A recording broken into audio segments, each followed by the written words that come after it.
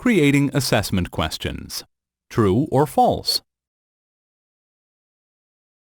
To create a true or false assessment question, click on the New Question button in the Assessments editor. This brings up a menu with a choice of assessment questions to choose from. Click on the True or False option and then click the Submit button. This imports the true or false question template into the editor. True or false questions begin with the text True or False. Type or paste this into the page together with the rest of the question text. Always save your work.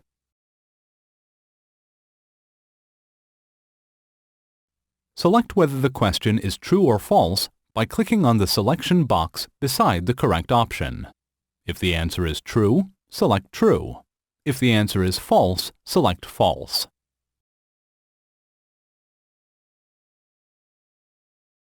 You can name the assessment question by filling in the question title field in the Options menu.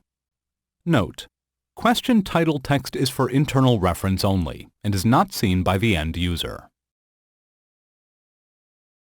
Type the instructions for the question by clicking on the Instructions button in the Options menu. The purpose of instructional text is to explain to the user how to complete the question. It can be accessed by the user when they hover over the question mark icon next to the question. An example of instructional text for true or false questions is the following. Click on your answer, then click Submit Answer.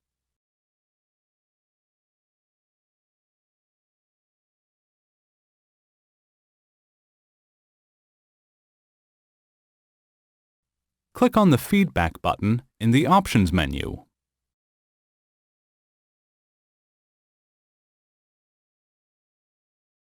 Write feedback text for the user by filling in the two feedback text fields.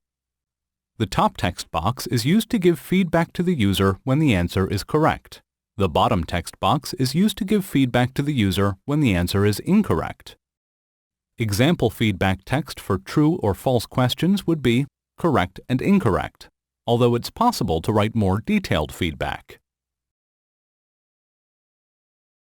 You can add an image or audio file to an assessment question by clicking on the Upload Image or Upload Audio buttons, which are located just above the Asset menu.